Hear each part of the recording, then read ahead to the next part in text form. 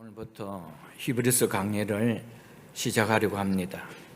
오늘은 첫 번째 시간으로 1장 1절로 2절 상반절 말씀을 통해 히브리서를 들어가면서 들어야 할 메시지라는 제목으로 말씀을 전하며 첫 시간에 주시는 은혜를 사모하며 마음을 함께 받고자 합니다. 성도 여러분, 우리가 신앙생활을 하면서 가장 힘든 순간이 있었다면 그때가 언제였을까요? 처음 예수를 믿을 때였을까요? 그렇지 않을 겁니다. 오히려 그때는 열심히 있었습니다.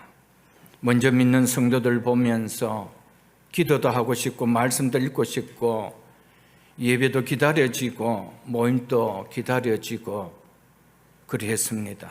그런데 시간이 지나면 어땠습니까? 처음 마음이 그대로 계속 이어졌습니까? 기도했는데 응답은 없는 것 같고 신실하게 신앙생활 하려고 나름대로 힘은 썼는데 문제가 풀리기보다는 더 커지는 것처럼 보이고 어려움이 줄여지기보다는 더 많아지는 것 같아 그런 마음이 들 때가 있었을 것입니다. 그럴 때 마음이 어땠습니까? 처음 예수를 믿고 은혜를 받을 때와 결코 동일한 마음으로 신앙생활이 되지 않았을 것입니다. 혹 마음 한편에서 내가 계속 신앙생활을 잘 해야 하는가? 정말 하나님은 살아계셔서 일하고 계시는가? 예수님만 믿고 의지하는 신앙생활을 하면 되는 것이 맞는가? 이런 생각이 들 때가 있었을 것입니다. 신앙생활에 있어서 가장 큰 위기는 어려움을 당하는 고난 그 자체보다도 그 고난 속에서 하나님을 신뢰하기 어려울 때 일어날 것입니다. 히브리서를 보면 저자가 누구인지 밝히지 않고 있습니다. 수신자도 누구인지 언급하고 있지 않습니다. 그럼에도 읽어보면 수신자는 분명 너무나 힘든 고난의 상황을 겪고 있었던 1세기 유대인 배경의 그리스도인들임을 쉽게 알 수 있습니다. 그래서 신학자들은 히브리서는 1세기 유대인 그리스도인들을 위해 쓰여진 것이라고 입을 모읍니다. 왜냐하면 히브리서 전체가 구약 제사제도, 성막, 대제사장, 레위 제사장직, 언약, 모세, 아론, 멜기세덱 등 매우 이런 깊이 있는 내용을 다루고 있기 때문입니다. 만약 이러한 내용을 알지 못하는 이방인들을 위하여 쓰여진 것이었다면 이런 내용을 자세히 설명할 이유도 없고 이런 내용이 언급되어질 이유가 잘 없습니다. 그러므로 히브리서는 한마디로 구약의 내용을 너무 잘 알고 있는 사람들을 대상으로 쓰여졌다는 것이 그냥 느껴지는 것입니다. 그래서 1세기 초대교회는 자연스럽게 이 편지는 히브리인 출신, 즉 유대인 출신 그리스도인들에게 보낸 글이라고 이해를 했습니다. 그래서 이 편지에 히브리서라고 이름이 붙여진 것입니다. 그리고 과거에는 이 편지에 쓰여진 내용을 보았을 때 바울이 썼을 것이라고 많이 추측했습니다. 그러나 바울이 쓴 다른 편지들과 비교해 보면 너무나 큰 차이가 있음을 히브리서에서 느껴집니다. 이 편지에는 예수 그리스도의 사도된 바울이 예수 그리스도 안에 있는 신실한 누구누구에게 편지하노니라는 통상적인 바울이 쓰는 인사의 시작말도 인사말도 전혀 없습니다. 그리고 다른 편지와 비교해보면 너무나 문체가 다릅니다. 그래서 현재는 바울이 쓴 것이 아니다는 쪽에 무게가 훨씬 크고 커지고 있다는 것입니다. 무엇보다 히브리서를 들어가는 우리는 왜 이 편지, 즉 히브리서가 쓰이게 되었는지 먼저 이해가 필요합니다. 그래서 히브리서를 들어가면서 1장 1절을 보기 전에 먼저 히브리서 마지막 장인 13장 22절을 먼저 보고자 합니다. 히브리서 13장 22절을 보겠습니다. 히브리서 13장 22절입니다. 형제들아, 내가 너희를 권하노니 권면의 말을 용납하라. 즉 부디 귀를 기울이고 받아들여라. 내가 간단히 너희에게 썼느니라. 이 편지를 썼느니라.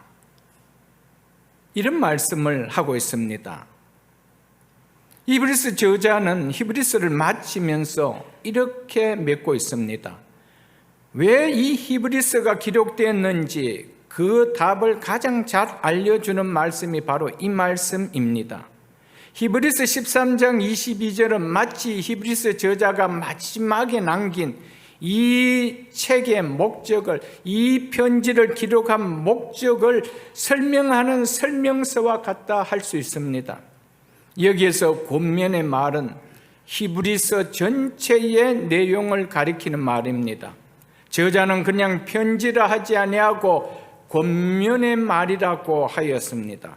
이 표현은 회당에서 선포되던 설교를 가리킬 때 사용된 표현입니다. 저자는 멀리 떨어져 있어서 성도들을 직접 만날 수 없는 상황이었습니다. 그래서 펜을 들었지만 마음만큼 믿음이 흔들리는 성도들 앞에서 마주서 눈을 맞추고 애타는 마음으로 외치는 설교자의 심정으로 이 편지를 썼다는 말입니다. 내가 지금 여러분에게 글을 쓰고 있지만 이건 그냥 읽고 끝내는 편지가 아닙니다.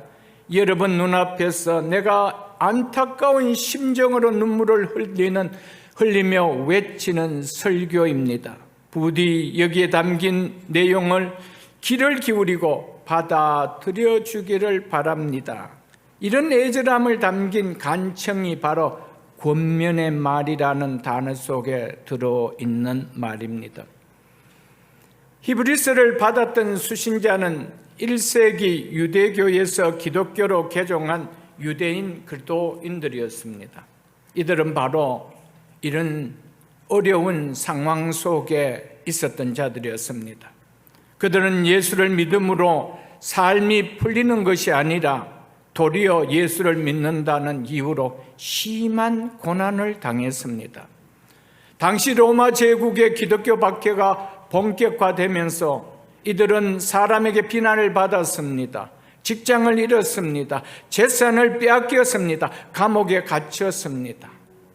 이런 극심한 고난을 겪고 있었습니다.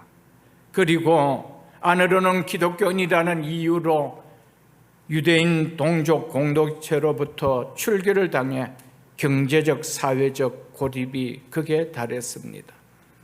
11장에 이 내용이 나옵니다. 고난이 길어지자 성도들 사이에 영적 침체가 일어나고 낙심한 사람들이 생기기 시작했습니다. 그래서 예배 모임을 멀리하는 자들이 생겨났습니다. 그래서 모이기를 피하는 어떤 습관자들 같이 그렇게 하지 말라라는 말씀이 나온 이유가 여기에 있는 것입니다. 아예 믿음을 포기하고 이전 유대교로 돌아간 사람들도 있습니다. 여전히 공동체 안에는 유대교로 돌아가려는 유혹을 받은 자들이 많이 생기고 있는 상황입니다. 왜냐하면 당시 유대교는 로마 법 안에서 합법적인 종교로 보호를 받고 있었기 때문입니다. 그래서 아직 로마로부터 법적 보호를 받지 못했던 기독교에서 나와 다시 유대교로 들어가면 이 모든 박해와 고난은 단번에 피할 수가 있었기 때문이었습니다. 유대 기독교인에게 유대교로 회귀는 생존이 걸린 탈출굴과 같은 상황입니다. 그래서 박해를 피하고자 믿음을 버리고 유대교라는 안전하고 합법적인 울타리로 들어가고 싶은 유혹이 그들의 믿음을 흔들어 놓았습니다. 그들 안에는 다시 안전한 유대교로 돌아가려는 배교의 움직임이 일어난 것이었습니다. 이런 상황에 있는 성도들에게 결코 돌아가지 말라라고 목회자의 절박한 심정으로 쓴 편지가 바로 히브리서입니다. 히브리서의 핵심 메시지는 구약 제사는 유대교로 돌아가려고 하는 유대교의 구약 제사는 예수님의 십자가로 완성되었다는 겁니다. 그래서 배교의 유혹 앞에 선 성도들에게 구약의 제사로 율법으로 다시 돌아가는 것은 그림자를 붙잡기 위해 실체를 버리는 너무나 어리석은 일이라고 경고하며 결코 뒤로 물러가지 말고 끝까지 믿음의 경주를 완주하라라고 목회자의 안타까운 심정으로 권고하고자 이 히브리서를 쓴 것입니다. 이처럼 히브리서는 신앙이 흔들리는 상황에 있는 성도들을 향해 믿음에 굳게 서도록 목회자의 애타는 심정을 담아 강곡하게 권면하는 설교입니다. 우리는 자칫 히브리서는 믿음이 없는 성도들을 위해 기록된 말씀으로 여겨질 수가 있습니다.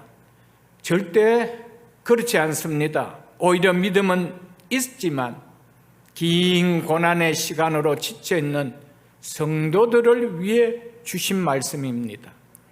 그래서 어떤 면에 있어서 히브리서는 우리와 아주 가까운 말씀이라 할 수 있습니다. 그들은 예수를 몰라서 흔들린 것이 아닙니다. 예수를 안 믿어서 흔들린 것이 아닙니다. 오히려 예수를 믿었기에 고난을 당하고 있는 것입니다. 믿었지만 지금은 지치고 있다는 것입니다. 박해가 길어지고 재산도 잃고 공동체에서 밀려나자 믿지 않았기 때문이 아니라 붙들 힘이 약해졌다는 것입니다. 바로 그런 성도들을 다시 붙들어 세워주기 위해 기록된 말씀이 바로 이 히브리서입니다. 그들의 모습에서 우리의 모습을 보게 되기에 히브리서는 우리에게 참 힘이 되고 은혜가 되는 말씀입니다. 우리는 예수님이 누구신지 모르는 사람들이 아닙니다. 복음을 처음 듣는 사람들도 아닙니다. 문제는 예수를 모르는 것이 아니라 때로는 너무 긴 힘든 생활 때문에, 너무 길어진 기다림 때문에 그 긴 고난 속에서 예수를 붙드는 힘이 약해졌고 복음을 붙드는 손이 느슨해졌다는 것입니다. 그것이 우리의 모습이 아닐까요? 그래서 하나님은 히브리서를 통해서 다시 예수를 보라, 다시 예수를 붙들어라, 뒤로 물러가지 말고 다시 그 예수의 믿음으로 세우라고 말씀하고 있습니다. 히브리서는 바로 믿음이 흔들리는 자들을 붙들어주며 믿음의 길에 낙심한 자를 일으켜주며 끝까지 믿음을 지켜주도록 힘을 주는 너무나도 귀한 은혜의 말씀입니다. 사랑하는 성도 여러분, 하나님 말씀은 언제나 우리를 살리기 위해 주십니다. 우리를 넘어뜨리는 것이 아니라 우리를 세워주기 위하여, 우리를 붙들어주기 위하여 주시는 말씀이라는 것입니다. 우리를 정죄하는 것이 아니라 우리를 잡아 우리에게 은혜 주기 위함이라는 것입니다. 히브리서 저자는 그들을 살리기 위하여, 그들을 세우고 붙들기 위해서 그들의 시선을 예수님께로 향하도록 절박한 심령으로 외칩니다. 그들의 마음을 하나님 예수 그리스도께 두도록 애타는 심정으로 외칩니다. 그것이 히브리서입니다. 그래서 히브리서 12장 2절에 보면 믿음의 주여 또 온전케 하신 예수를 바라보자 라고 외칩니다. 이 한 구절이 히브리서 전체를 가장 잘 요약해 주는 중심 구절 말씀입니다. 믿음의 주여 또 온전케 하신 이 예수를 바라보자. 이것이 히브리서 전체의 핵심 내용입니다. 히브리서의 말씀을 한마디로 요약하면 예수를 바라보라는 거예요. 그분이 누구라는 거예요?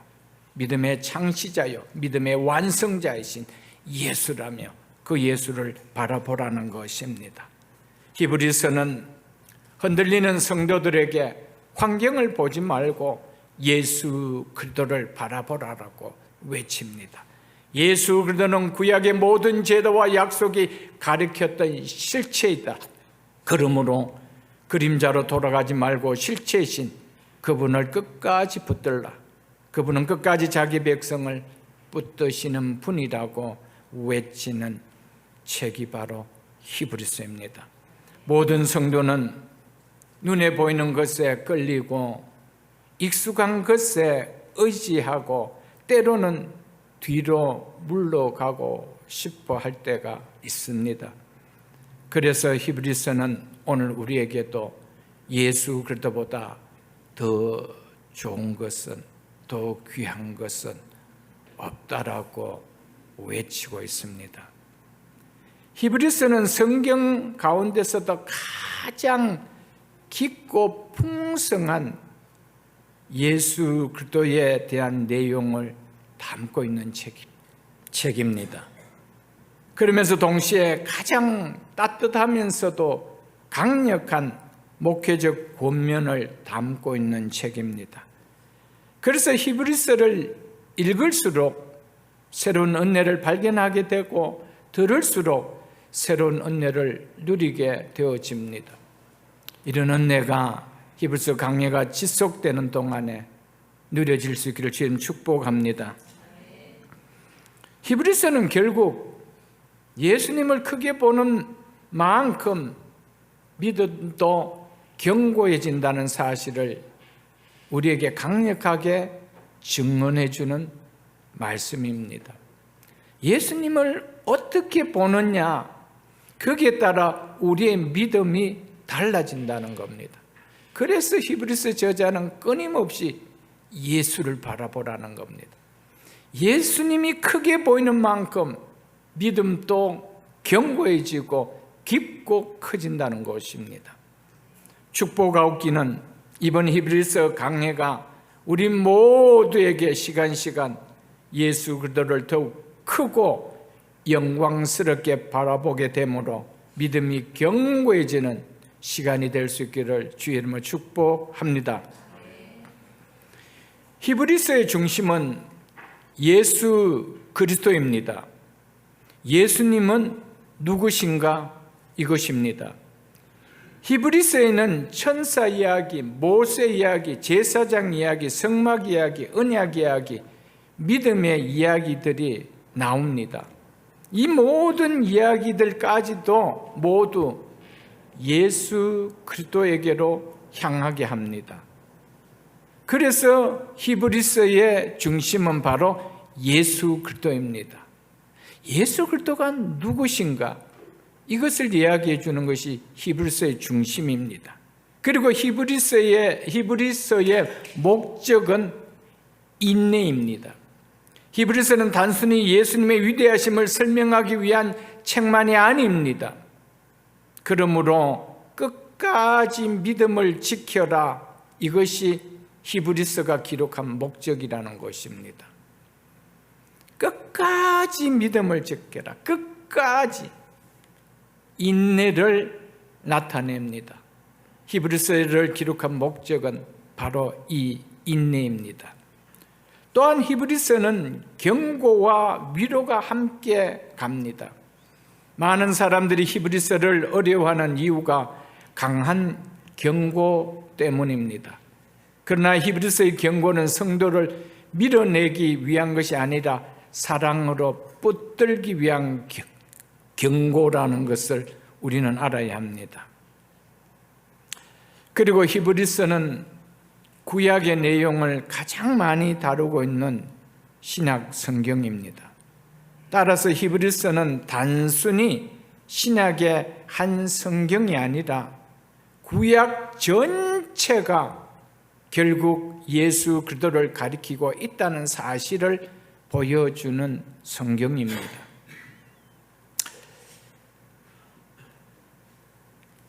이제 오늘 본문 말씀 들어가고자 합니다. 1절과 2절 상반절을 다시 한번 보겠습니다.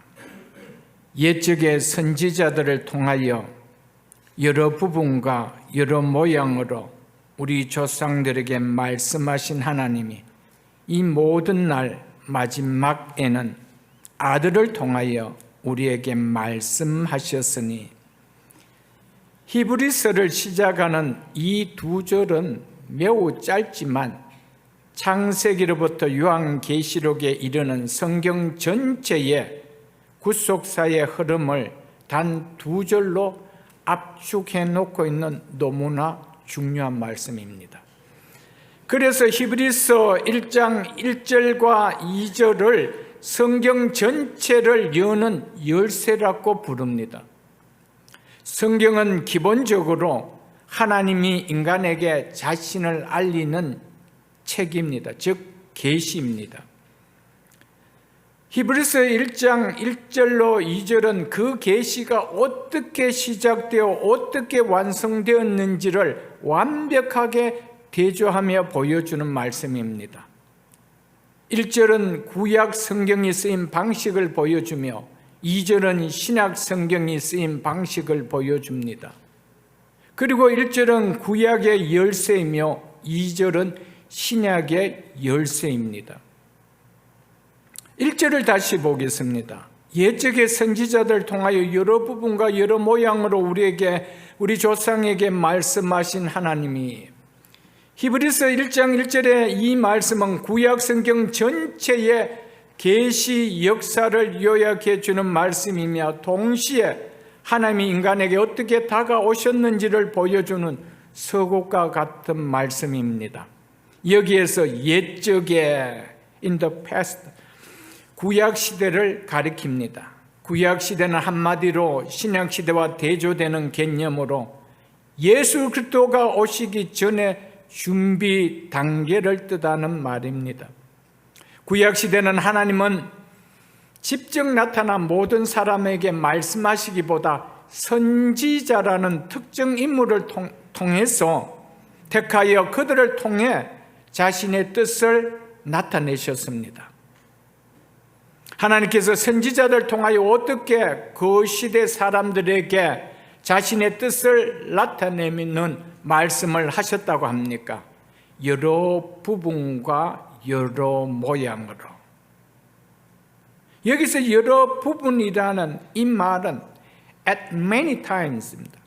한 번에 모든 것을 다 알려주지 않으시고 시대마다 필요만큼 조금씩 나누어 계시하셨다는 이 의미입니다. 이것은 마치 거대한 퍼즐 조각을 하나하나씩 나누어 준 것과 같은 말씀입니다. 그래서 아브라함에게 조금, 모세에게 조금, 다윗에게 조금, 이사야에게 조금, 이 선지자에게 조금, 이렇게 조금씩 여러 부분으로 말씀하셨다는 것입니다. 그리고 여러 모양으로 in various ways. 이 여러 모양은 계시의 수단이 다양했다는 것을 의미합니다. 환상, 꿈, 천사, 율법, 제사제도, 상징 등 여러 모양으로, 즉 다양한 방식을 사용해 전달하였다는 것입니다. 그러므로 하나님께서 여러 부분과 여러 모양으로 계시하셨다는 것은 하나님의 계시는 조각처럼 주어졌고 점진적으로 드러났다는 뜻입니다. 쉽게 표현하면 조금씩 부분적으로 나타내셨다는 말입니다. 이 의미는 마치 퍼즐 조각들이 하나씩 맞춰주듯 하나님의 인간 이해 수준에 맞춰 자신을 계시하였다는 의미입니다. 그래서 구약의 계시는 부분적이고 제한적이었다는 것을 말씀해 줍니다. 그리고 점진적이었지만은 완성된 것이 아니고 미완성된 불완전한 것이었다는 것을 말해 줍니다. 구약은 결코 완성된 계시가 아니었습니다. 그래서 구약의 계시는 실체를 보여주려는 그림자이고 예표일 뿐이었습니다. 그래서 1절은 구약 성경이 쓰인 방식을 보여주며 또한 구약의 열쇠라고 했습니다. 1절이 구약을 여는 열쇠인 이유는 이 한 절이 구약의 성경 39권이 가진 성격과 한계를 완벽하게 규정해 주고 있기 때문입니다. 구약은 한마디로 미완성의 아름다움을 가진 책이라 할 수 있습니다. 완성된 성경이 아닙니다. 미완성입니다. 하나님은 구약시대의 선지자를 통해서 끊임없이 말씀하셨습니다. 그런데 한 번에 다 말씀하지 아니하고 시대마다 상황마다 여러 부분과 여러 모양으로 쪼개서 말씀하셨다는 겁니다. 조금씩 부분적으로 말씀하셨습니다. 그러면서 완성을 향해 점진적으로 말씀하셨다는 것입니다. 이것은 마치 멀리 떨어져 있는 사랑하는 연인에게 보내는 연재 편지와 같다고나 할 수 있는 말입니다. 이런 차원에서 보면 하나님은 인류를 구원하기 위해서 가장 먼저 쓰신 첫 번째 사랑의 편지는 아브라함에게 너로 큰 민족을 이루고 땅의 모든 족속이 너와 네 자손을 통하여 구원의 복을 받게 될 것이라는 약속을 안겨준 편지입니다. 하나님은 아브라함에게 구원의 약속을 보여주셨습니다. 그로부터 수백 년 뒤 아브라함에게 약속하셨던 자손들이 거대한 애굽 제국 밑에서 노예가 되어 신음하고 있을 때 하나님은 두 번째 편지를 준비하셨습니다. 그 편지는 모세에게 약속을 안겨준 편지입니다. 하나님은 떨기나무 불꽃 가운데 모세를 부르시고 내가 애굽에 있는 내 백성의 고통을 보았고 그들의 부르짖음을 들었고 그들의 근심을 알았다. 내가 내려가서 그들을 건져내고 내가 인도한다라고 약속하셨습니다. 하나님 모세에게 구원의 능력을 나타내 주셨습니다. 시간이 흘러 이스라엘이 왕정이 시작되고 하나님은 마음에 합한 자 다윗에게 세 번째 약속의 편지를 전해줍니다. 이것을 신학적으로 다윗 언약이라고 부릅니다. 하나님은 다윗에게 내 수완이 차서 네 조상과 함께 누울 때 내가 네 몸에서 날 네 씨를 네 뒤에 세워 그 나라를 견고하게 하리라. 나는 그의 나라 왕위를 영원히 견고하게 하리라는 놀라운 약속을 주십니다. 이처럼 다윗에게는 하나님께서 영원한 왕을 약속하셨습니다. 이제 구약의 마지막 절정을 향해 가는 하나님은 이사야 선지자를 통하여 네 번째 편지를 전해줍니다.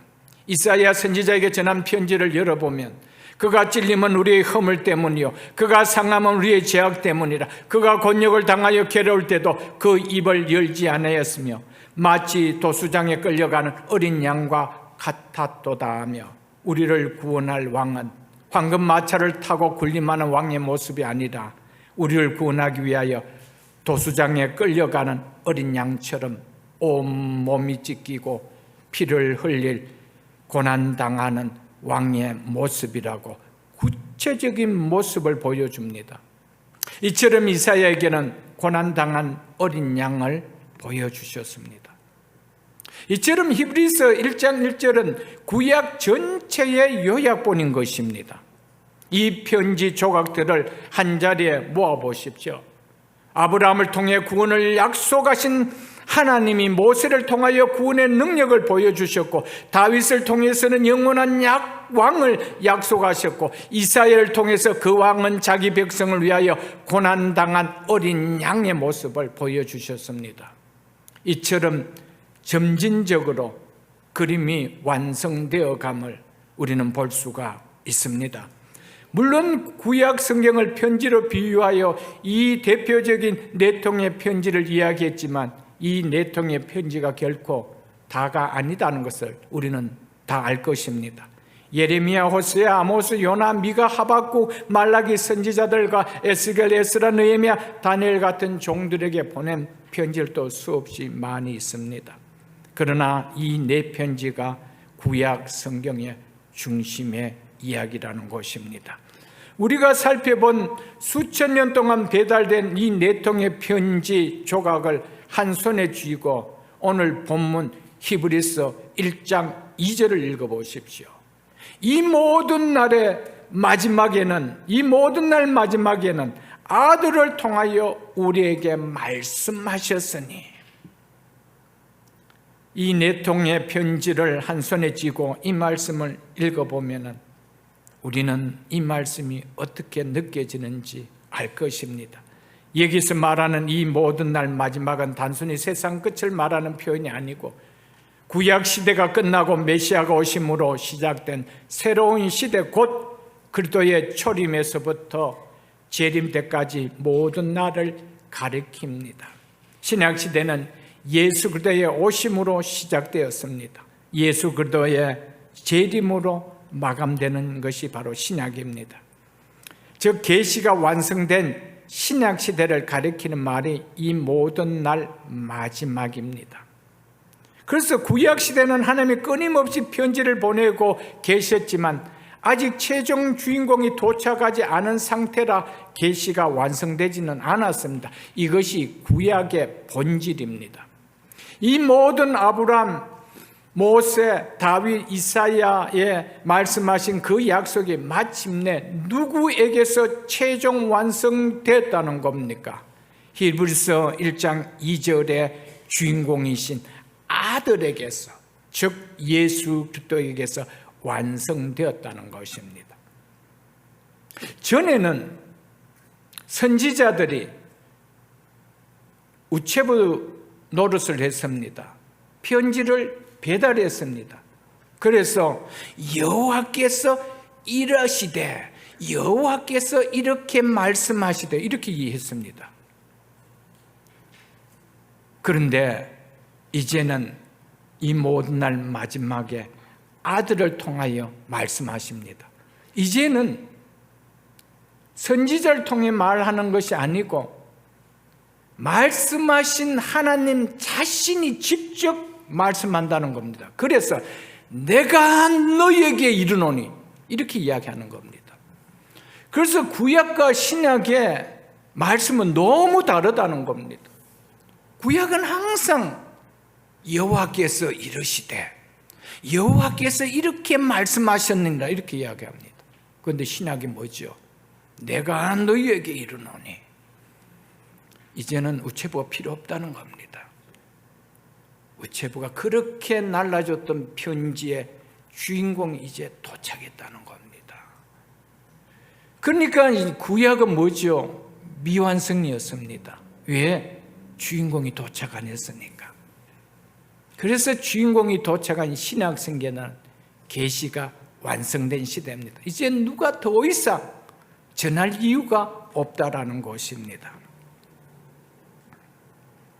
그래서 신약 성경의 문을 여는 마태복음 첫 절이 하나님의 아들 예수 그리스도가 구약의 약속대로 아브라함과 다윗의 자손으로 오셨다는 선포로 시작되지 않습니까?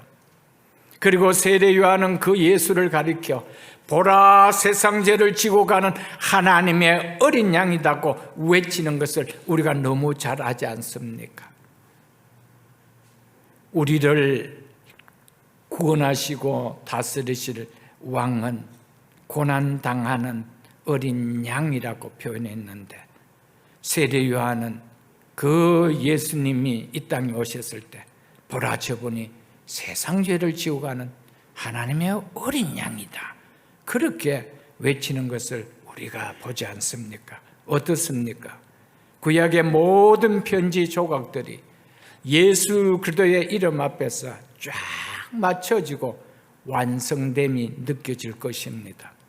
구약의 여러 부분과 여러 모양, 제사, 성막, 성전, 율법 등은 마치 퍼즐 조각 같았습니다. 그것은 부분적으로 나타내지 완성된 그림은 아니었습니다. 조각만으로는 전체 그림을 알기는 어렵습니다. 하지만 아들 예수 그리스도가 오심으로 그 모든 조각이 하나로 맞추어진 것입니다. 흩어져 있던 구약의 모든 퍼즐 조각이 예수 그리스도 하나님의 아들 이 한 분을 통하여 마침내 완벽한 하나의 그림으로 완성되었다는 겁니다. 그래서 예수님은 계시의 최종 종착지라는 겁니다. 그래서 계시의 완성이라는 것입니다. 아들은 모든 계시의 마침표이자 완성인 것입니다. 그래서 예수님이 오시고 더 이상 계시하시는 것이 없다는 것입니다. 왜 완성됐습니까? 왜냐하면 더 이상 이제는 편지를 쪼개서 보낼 필요도 그럴 이유도 없기 때문이라는 것입니다. 편지를 쓰시던 하나님이 편지 속의 주인공이었던 당신의 아들을 직접 이 땅에 보내주셨기 때문에 이제는 그 아들을 통하여 말씀하시기 때문에 더 이상 쪼개서 우체부를 통해서 선지자를 통해서 선포할 이유가 없다라는 것입니다.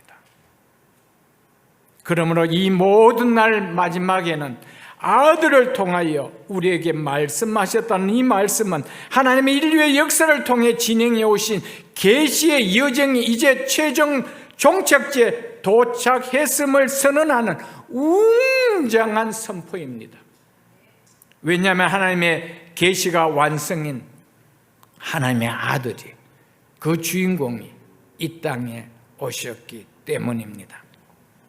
그래서 계시가 완성된 신약 성경은 모든 페이지가 이 땅에 오신 아들 예수 그리스도가 누구시며 그분이 무슨 일을 했는지 그 내용만 다 기록되어 있다는 것입니다. 그래서 히브리서 1장 2절이 신약을 여는 열쇠라는 것입니다. 왜냐하면 2절은 구약이 그토록 눈물로 기다리며 그 연재 편지의 마지막 최종화이자 신약 성경 27권이 존재하는 이유를 아들이라는 한 단어로 선포하고 있기 때문에 그래서 2절이 신약을 여는 열쇠라는 것입니다. 아들 예수라는 거대한 빛 앞에 구약의 희미한 그림이 완벽하게 해독되어진 것입니다. 그래서 1절이 없이는 2절의 아들 예수가 얼마나 위대한 성취를 하였는지 알 수가 없습니다. 그리고 2절의 아들 예수가 없으면 1절의 구약은 영원히 풀리지 않는 미스터리로 남아있는 이야기가 될 뿐입니다. 히브리서 1장 1절과 2절은 그래서 구약과 신약의 관계를 명쾌하게 잇는 달이라는 것입니다. 구약과 신약이 단절된 책이 아니라 하나의 거대한 구원 드라마, 즉 구속사로 이어져 있음을 보여주는 가장 위대한 교량이라는 것입니다. 구약의 성막, 구약의 성전 이야기, 구약의 제사 이야기, 구약의 율법 이야기는 다 장차 올 실체를 설명하기 위한 예시요 그림자일 뿐입니다. 예수님이 그 모든 것을 완성하신 실체라는 것입니다. 그래서 히브리서 1장 1절로 2절은 그림자에 머물지 말고 실체이신 예수에게로 건너오라는 말씀입니다. 신약과 구약을 잇는 다리를 튼튼하게 이제 놓아졌으니 구약에 머물지 말고 신약으로 건너오라는 겁니다. 미완성 계시에 머물지 말고 완성된 계시로 넘어오라는 것입니다. 이 말씀이 히브리서 1장 1절로 2절에 전해주는 메시지입니다. 1절에 옛적에 말씀하신 하나님과 2절에 지금 우리에게 말씀하신 하나님은 다른 하나님이 아닙니다. 구약의 하나님, 신약의 하나님, 동일하신 한 분 말씀하신 하나님입니다. 즉 신약의 기독교는 구약을 부정하며 새로 생긴 것이 아니라는 것을 말해주고 있습니다. 구약 성경이 그토록 오래 고대하고 눈물로 씨를 뿌렸던 그 약속이 역사 속에 마침내 싹을 틔운 열매가 신약의 기독교라는 것입니다. 구약의 역사가 있었기에 신약에 예수님이 존재할 수 있었던 것이었습니다. 히브리서 1장 1절로 2절은 바로 구약과 신약의 세계가 어떻게 만나는지 선포를 하고 있죠. 구약의 여러 부분과 여러 모양들은 제각기 흩어져 있던 점들이었습니다. 다 퍼즐처럼 흐트러져가 있었던 점들이었습니다. 그런데 신약에 하나님의 아들 예수가 오심으로 말미암아 그 점들이 하나의 아름다운 선으로 딱 연결이 되어져 버립니다. 그 점들이 모여서 이제 하나의 선이 되어진 것이었습니다. 결국 히브리서가 말하고자 하는 말은 구약의 모든 말씀, 성막, 성적, 제사, 율법 등은 결국 예수 그리스도라는 하나의 문장으로 완성되기 위해서 존재했던 것이다. 이것을 이야기해 주는 것입니다. 그래서 이제 우리는 성전에 가지 않아도 참 성전이신 예수님을 통해서 하나님을 만납니다. 제물을 바치지 않아도 단번에 제물 대신 예수님을 통해서 하나님을 만난다는 것입니다. 그것이 히브리서의 내용입니다. 히브리서 1장 1절로 2절은 구약과 신약을 관통하는 하이라이트로 구약에 제각기 흩어져 있던 수많은 퍼즐들이 예수 그리스도라는 마지막 조각을 끼워 넣자 단번에 완성된 그림으로 맞춰지는 순간과 같은 말씀이 바로 1절과 2절 말씀입니다. 히브리서 1장 1절이 준비의 역사였다면 2절은 성취의 선포라는 것입니다. 하나님은 선지자를 통해 조금씩 보여주던 그 설계도를 이제 아들이신 예수 그리스도를 통하여 완벽한 실물로 우리 앞에 보여주신 것입니다. 많은 교인들이 성경을 보면서 이해가 잘 되지 않는 구약의 제사와 율법이 지금 나와 무슨 상관이 있지라는 생각을 할 때가 있을 것입니다. 여기에 히브리서 1장 1절과 2절이 그 답을 준다는 것입니다. 구약이 예수님이 오실 길을 예비한 그림자요 설계도라면 신약은 그 길을 통해 오신 예수님을 보여주는 실체라는 겁니다. 완벽한 실물이라는 것입니다. 이처럼 히브리서 1장 1절로 2절은 구약이라는 긴 터널이 어떻게 신약의 밝은 빛이 친 예수로 이어졌는지 한눈에 보게 해주는 우리에게 너무나 중요한 말씀이라는 것을 선포해 줍니다. 그러므로 구약을 모르면 신약의 깊이를 알 수가 없습니다. 신약을 모르면 구약이 왜 쓰여졌는지 목적을 잃어버리게 됩니다. 그런데 히브리서 1장 1절로 2절은 이 둘이 예수 그리스도 안에서 하나로 묶여 있음을 선포한다는 것입니다. 구약을 모르면 신약의 깊이가 그렇게 와닿지 않습니다.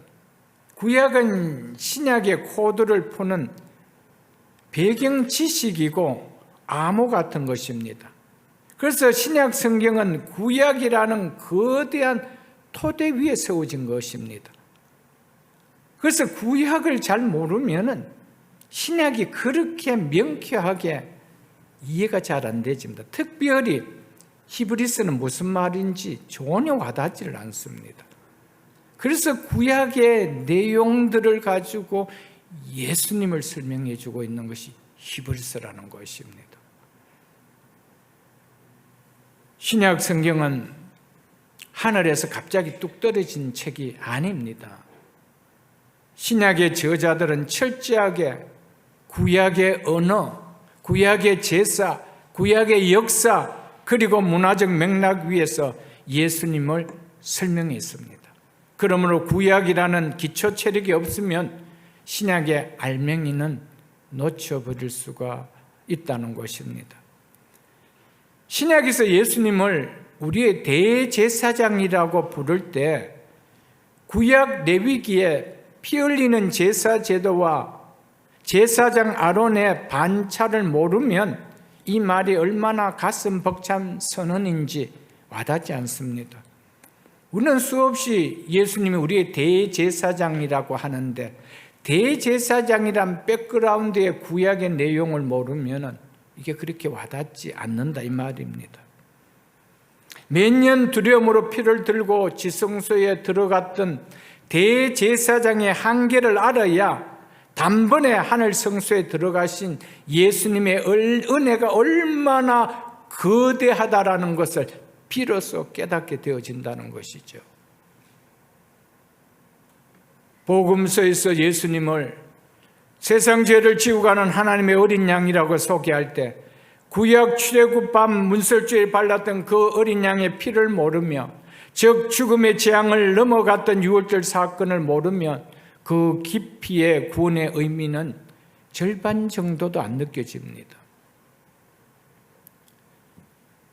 구약을 모르는 채 신약을 느끼는 것은 마치 20부작 드라마에서 15회를 통째로 건너뛰어버리고 마지막 5회만 보면서 와 재밌다 감동적이다 라고 말하는 것과 비슷하다는 것입니다. 결말은 알지만 그 결말에 이르기까지 그 안에 녹아있는 주인공이 흘린 눈물과 사연의 깊이는 온전히 느껴질 수가 없다는 것입니다. 구약을 모르는 채 신약을 느끼는 것이 이와 비슷하다고 말할 수 있을 것입니다. 히브리서의 특징은 구약의 내용을 어느 신약 성경보다 많이 담고 있습니다. 그러므로 우리는 히브리서를 배우는 동안 신약의 내용이 더 깊이 더 넓게 와닿을 것입니다. 이런 은혜가 충만하게 누려지는 히브리서 강의 시간 될 수 있기를 주의 이름으로 축복합니다. 한편 신약을 모르면 구약의 목적을 잃어버립니다. 왜냐하면 신약은 구약이 그토록 찾아 헤매던 정답지이기 때문입니다. 그러므로 신약, 즉 예수 그리스도라는 안경을 쓰지 않고 구약만 읽으면 구약은 그저 이스라엘이란 한 민족의 거칠고 복잡한 역사책이나 지키기 어려운 율법 조항의 나열로 전략의 벌이가 너무 쉽습니다. 재미가 하나도 없습니다. 구약은 살리는 책이 아니라 정죄하고 숨막히게 하는 책으로 와닿습니다. 구약의 모든 페이지는 스스로 완결되지 않고 누군가를 기다리는 것으로 끝을 맺고 있습니다. 누구를 기다릴까요? 예수 그리스도를 기다리고 있습니다. 그래서 신약의 예수 그리스도의 안경을 끼고 구약을 보면 성막이 이해가 되고 성전이 이해가 되고 제사가 이해가 되고 율법이 이야기가 된다라는 것입니다. 구약의 수많은 예언과 메시아에 대한 약속은 예수님이라는 관역을 향해 날아가는 화살입니다. 그러므로 신약이 없다라면 그 화살들은 영원히 허공을 헤매는 미완성의 메시지가 됩니다. 아니 멈춰버린 나침판과 같습니다. 신약이 없다라면 구약이 무슨 의미가 있습니까? 목적 없이 허공에다가 화살을 쏘는 것과 똑같습니다.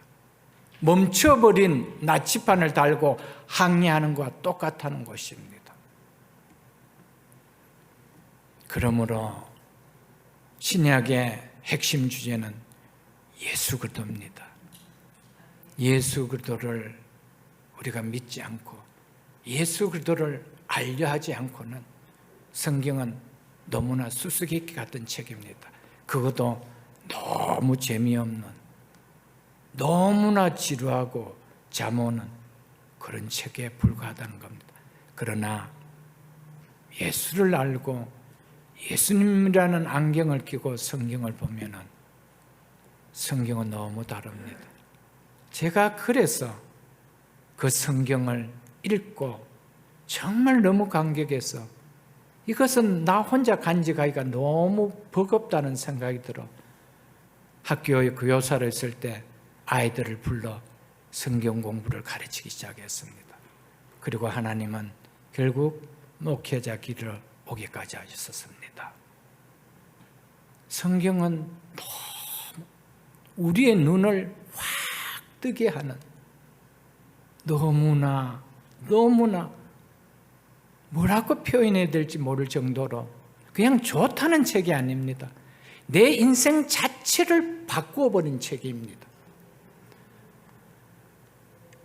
여러분, 천동설을 믿다가 지동설을 발견했을 때 세상이 바뀌어 버렸습니다.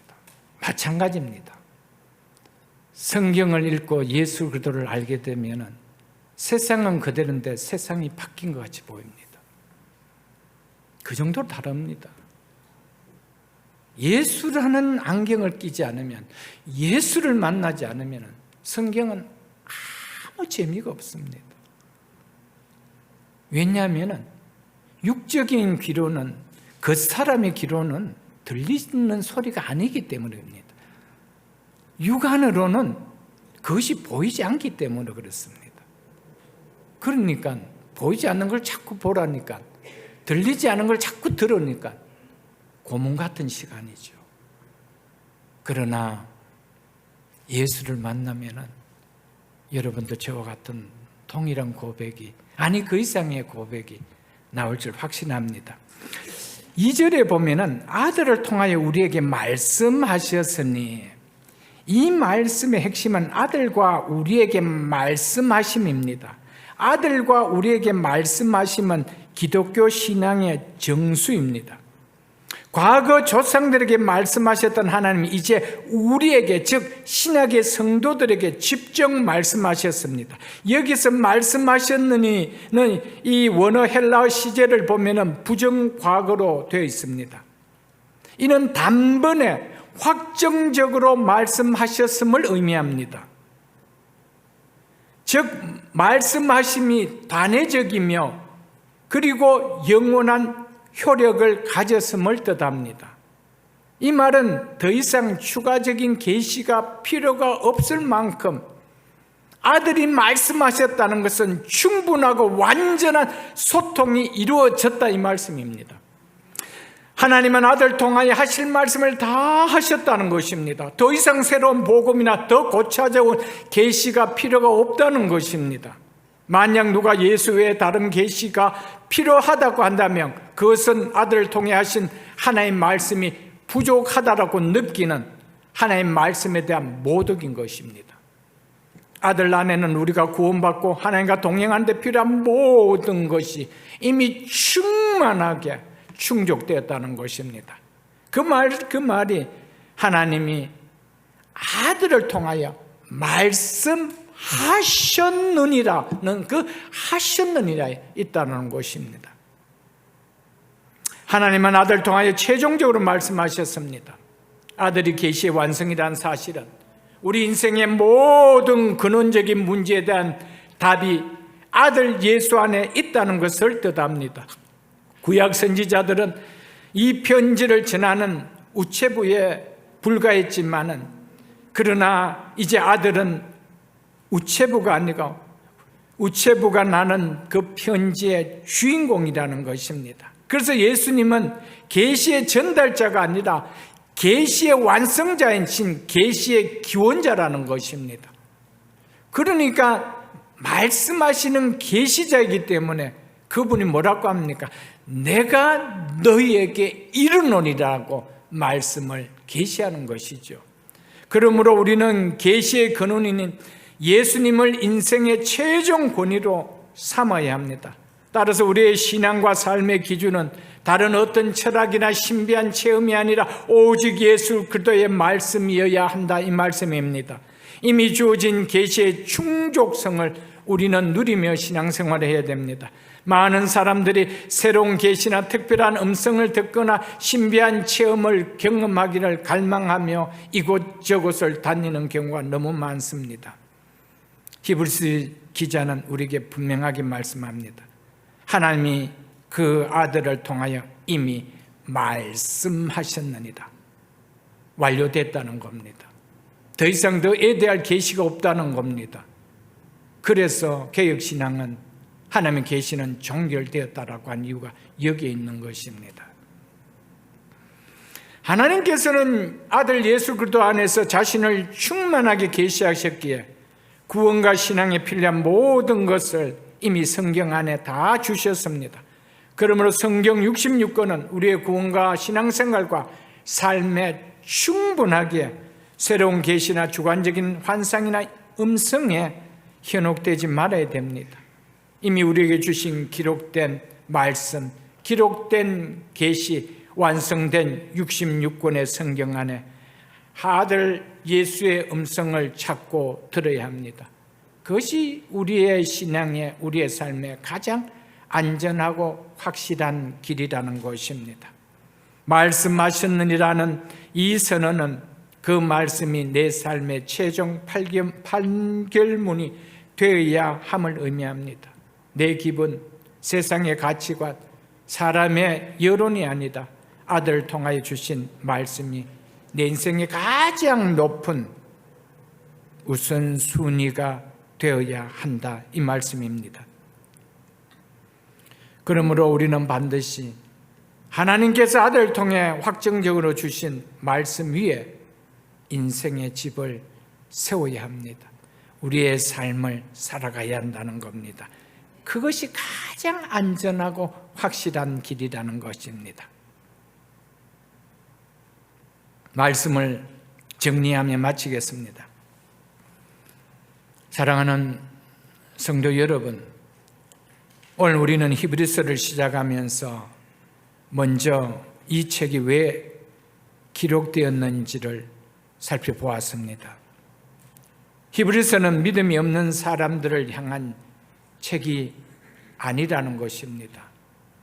예수님을 믿지만 긴 고난 가운데 지치고 낙심하고 흔들리는 성도들을 향하여 주신 말씀입니다. 우리 대부분들이 그렇지 않나요? 안 믿어서 흔들리는 것이 아닙니다. 믿음이 없어서 흔들리는 것이 아닙니다. 나에게 내가 겪고 있는 고난의 시간이, 힘듦의 시간이 너무 길기에, 기다림의 응답의 시간이 너무 길기에 그래서 흔들린다는 것입니다. 그래서 히브리서를 들으면서 우리가 가장 먼저 들어야 할 메시지는 흔들릴 때일수록 예수 그리스도를 바라보라는 것입니다. 히브리서 성도들은 예수를 몰라서 흔들린 것이 아니었지 않습니까? 예수님을 붙들 힘이 약해졌기 때문이었습니다. 그래서 하나님은 그런 그들에게 다시 예수님을 보여주셨습니다. 옛 언약을 완성하신 예수님을, 그리고 끝까지 자기 백성을 붙드시는 예수님을 보여주셨습니다. 오늘 우리가 히브리서를 들어가면서 가장 먼저 들어야 할 메시지도 동일합니다. 예수 그리스도보다 더 좋은 것은 없습니다. 예수 그리스도보다 더 바라봐야 될 것은 없다는 것입니다. 세상이 흔들려도, 환경이 흔들려도, 내 마음이 흔들려도 예수 그리스도는 흔들리지 않습니다. 그 기초 위에 세워진 내 인생은 흔들리지 않고 내 영원한 집은 흔들리지 않는다는 사실입니다. 그래서 히브리서는 믿음의 주여 또 온전하게 하신 이인 예수를 바라보자라고 우리에게 외친 것이었습니다. 이 외침이 히브리서의 중심 말씀인 것을 우리는 늘 붙들며 히브리서를 보면서 신앙생활할 수 있기를 바랍니다. 고난이 찾아와도, 세상이 흔들려도, 믿음이 약해지는 순간이 와도 우리에게 필요한 것은 새로운 길을 찾는 것이 아니라 다시 예수를 바라보라는 것입니다. 흔들리지 말고 예수 그리스도를 바라보라는 것입니다. 그것이 히브리서가 전하는 음성이라는 것을 우리는 기억해야 합니다. 사랑하는 성도 여러분, 앞으로 히브리서와 함께 살펴볼 동안 우리 모두가 예수님을 더욱 깊이 알고 더욱 깊게 바라보며 더욱 굳게 붙들며 살아가는 신앙 될 수 있기를 바랍니다. 그래서 히브리서 강해가 예수님을 더 크게 보는 시간, 믿음을 더 견고하게 하는 시간, 끝까지 믿음의 길을 걸어갈 수 있도록 힘을 얻는 시간이 될 수 있기를 바랍니다. 예수님이 크게 보일 때 세상은 작아 보입니다. 예수님이 크게 볼 때 두려움이 줄어듭니다. 예수님이 크게 볼 때 믿음은 견고해집니다. 이번 히브리서 강연을 통해 새벽에 있을 모든 성도들이 예수 그리스도를 더욱 깊이 알고 예수 그리스도를 더욱 사랑하고 더욱 굳게 붙드는 은혜 충만하게 누려지는 시간이 될 수 있기를 주의 이름으로 축복합니다.